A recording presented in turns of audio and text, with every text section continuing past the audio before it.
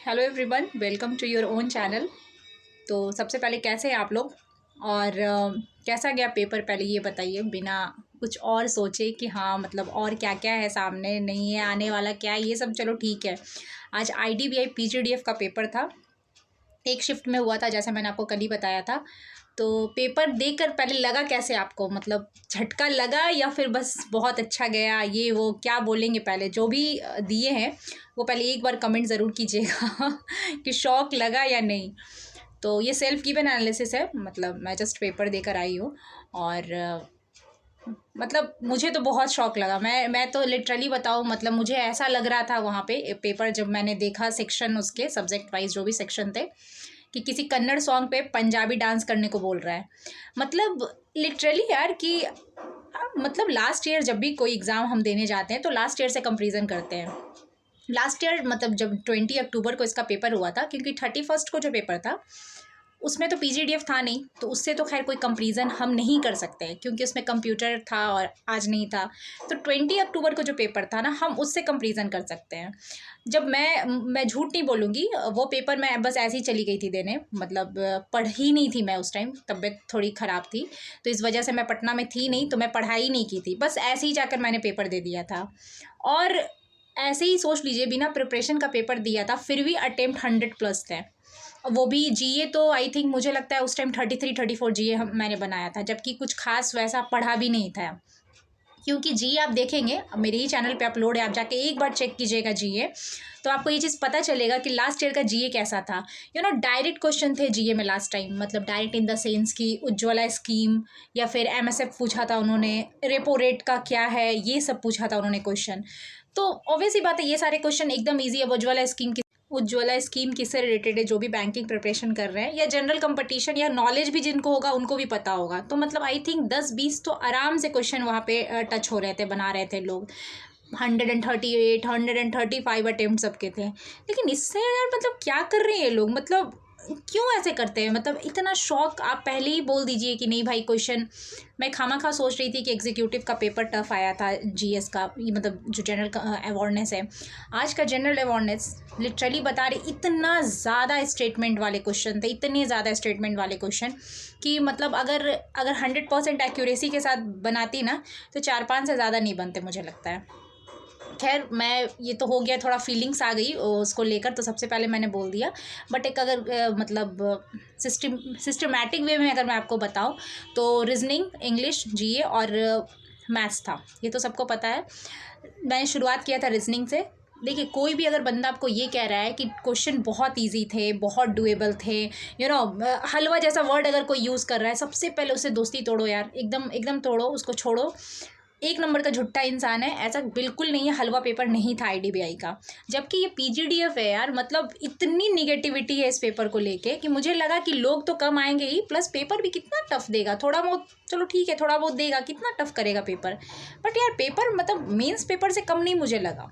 ठीक है, रीजनिंग के जो पजल थे वो चलो मतलब फंसा नहीं रहे थे, हालांकि फंसेगा बंदा तो उसमें भी फंसेगा, क्योंकि क्या था ना कि 2 लाइन 4 लाइन में नहीं थे पजल इज़ लाइक कि आपको एक एक पेज में थे, मतलब या पैराग्राफ की तरह पजल थे। जैसे कि मैंने 30 वो अप्रैल और जून वाले जो पेपर मंथली वाले पजल थे वो मैंने एक बनाया था, और एक ब्लड रिलेशन वाला था। ब्लड रिलेशन वाला मुझसे नहीं बना था पजल, मैंने देखा ही नहीं, मुझे लगा ज़्यादा टाइम चला जाएगा, तो मैंने देखा ही नहीं ब्लड रिलेशन वाला जो पजल था।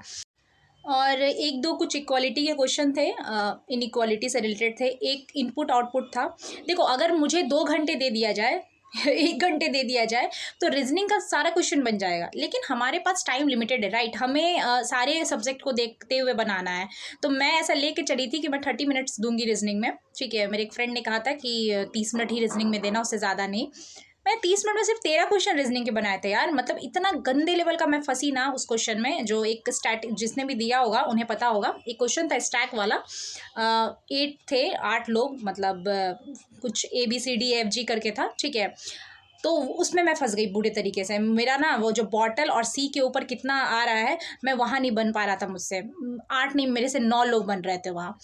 तो वो मैंने लगभग 5 से 7 मिनट दिया था। बट फिर जब मैं अगले सब्जेक्ट में गई, मुझे लगा चलो भाई रीजनिंग ऐसा है तो क्वांट तो दिया होगा डुएबल। रीजनिंग में जो DI देते हैं वो भी इतनी खतरनाक, भाई साहब मैं क्या बोलूँ, इतनी खतरनाक उन्होंने दी थी ना कि अगर उसमें भी देखो हर क्वेश्चन में टाइम लग रहा था। सिंपल बात ये है कि हम ये चीज़ नहीं बोल सकते कि क्वेश्चन में टाइम नहीं लग रहा है चलो कुछ भी बन जाएगा, ऐसा बिल्कुल नहीं है।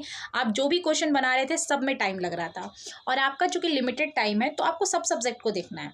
तो मेरा ऐसा एक्सपीरियंस रहा रीजनिंग से। उसके बाद फिर मैंने GA देखा। मुझे उम्मीद थी कि GA में स्टैटिक क्वेश्चन आएंगे, इजी आएंगे, वन टाइम वाले जो वन लाइन वाले क्वेश्चन होते वो तो मुझे देखने को ही नहीं मिला यार। और कुछ क्वेश्चन के तो हमेशा रिग्रेशन रह जाते हैं। जैसे एक क्वेश्चन था, बड़ा मज़ा आया, खुशी लगा देखने में कि EPFO में जो परसेंटेज बढ़ी है वो कितनी है। तो बढ़ी थी वो मुझे याद था, वो क्वेश्चन में लिखा था 8.25। उन्होंने पूछा था कितने से बढ़ी है। अब मैं कंफ्यूज से 8.15 था, 8.20 था, क्या था मुझे नहीं पता था, तो फिर मैंने उसको नहीं बनाया। ऐसे करके एक 2-3 क्वेश्चन थे। लाइक एक क्वेश्चन उन्होंने पूछा था, वो उन्होंने पूछा था, क्या था उस क्वेश्चन का, जैसे कि ओलंपिक्स में उनके थीम क्या है, ऐसा कुछ था। एक फाइनेंशियल वीक का भी थीम उन्होंने फिल इन द ब्लैंक्स की तरह दिया था। मतलब कभी कभी तो क्वेश्चन देख को ऐसा लगता है कि एग्जामिनर जो क्वेश्चन सेट करते हैं, प्लीज़ कृपया आप भी उस क्वेश्चन को बनाएं। और जो कट ऑफ हमारे लिए आप देते हैं, आप देखिए आपका कट ऑफ क्रॉस होता है मतलब क्यों, मतलब ऐसे ऐसे क्वेश्चन, जबकि देखो जो लास्ट ईयर जब क्वेश्चन अटेम्प्ट हुए थे, जो भी बनाए थे लोग, तो कहीं ना कहीं लेवल आसपास ही रहना चाहिए। इजीली लोग 100+ बना रहे थे। GA तो मुझे लगता है कि एक किसी ने बताया था कि उसने शायद 42 GA बना के आया था वो बंदा। तो क्योंकि थे और विश्वसनीय भी था, ऐसा नहीं कि वो फेक रहा था, क्योंकि क्वेश्चन बनाने लायक थे लास्ट टाइम। बट इस टाइम मुझे ऐसा नहीं लगा क्वेश्चन की बहुत ही अच्छा है, बहुत मतलब नहीं समझ में आया। खामा मैं मतलब स्मार्ट कीड़ा के पेपर को कह रही थी बड़ा टफ है ये पेपर, इससे तो इजी ही आने वाला है, बल्कि हुआ ऐसा बिल्कुल ही। मुझे तो लगता है स्मार्ट कीड़ा से अच्छा खासा वैसे ही लेवल होगा, नहीं तो लेवल है था इसका। उसके बाद फिर मैं क्या सोची, मुझे लगा कि चलो भाई GA तो हो गया, एक बार क्वांट चेक करती हूँ क्वांट का लेवल कैसा है। क्वांट भी वैसे ही सिंप्लीफिकेशन और क्वाड्रेटिक को छोड़ दिया जाए, और इवन मैं तो ये भी कहूँगी कि आज का जो रॉन्ग नंबर भी था ना, वो भी ज़्यादा कॉम्प्लिकेटेड था। उसमें से अगर 1-2 को छोड़ दिया जाए तो बाकी कुछ समझ में नहीं आ रहा था क्या कैसे बनेगा, माइनस करूँ प्लस करूँ। ऊपर से और भी दिमाग में प्रेशर था कि रीजनिंग सिर्फ 14 बने हुए मेरे, ये भी प्रेशर चल रहा था माइंड में। तो खैर समझ में नहीं आया, क्वांट भी कुछ खास नहीं था। बट यस, आप अगर सिंप्लीफिकेशन क्वाड्रेटिक और 2-4 अगर आप बना लेते हैं, स्पेशली एक उसमें ना मैथ्स में एक क्वेश्चन था प्रॉफिट एंड लॉस करके, ठीक है, जो कि सारा रेशियो में दिया हुआ था, लास्ट में P उससे बड़ा इतना है, सेलुलर वो मोबाइल ऐसे करके था।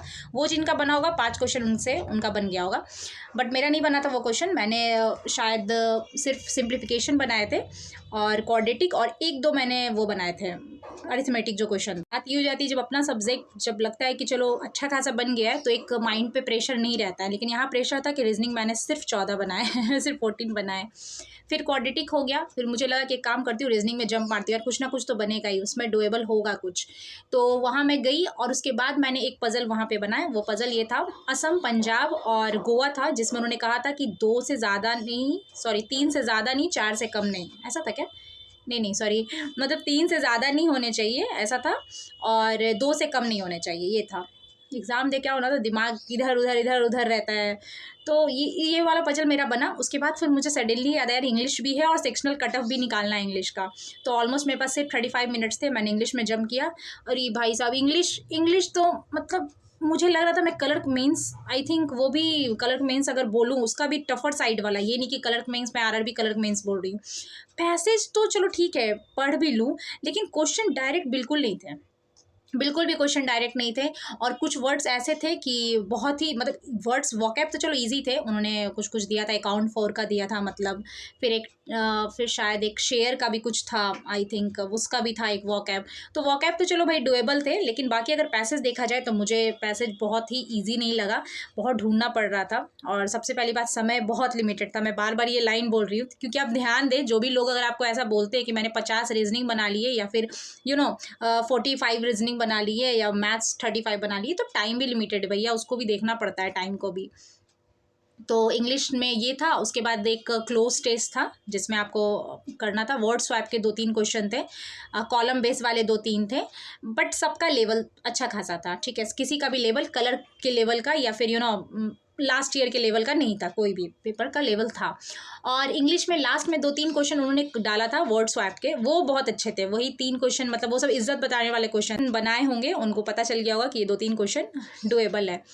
तो ऐसा ही मुझे ये लेवल लगा। मैंने ये, क्योंकि कोई और देता है तो फीलिंग्स नहीं आती है बताने में, लेकिन जब खुद एग्ज़ाम देकर आओ तब समझ में आता है कि हाँ भाई, रीजनिंग कैसा था, मैथ्स कैसा था, ये कैसा वो कैसा, पता चल जाता है।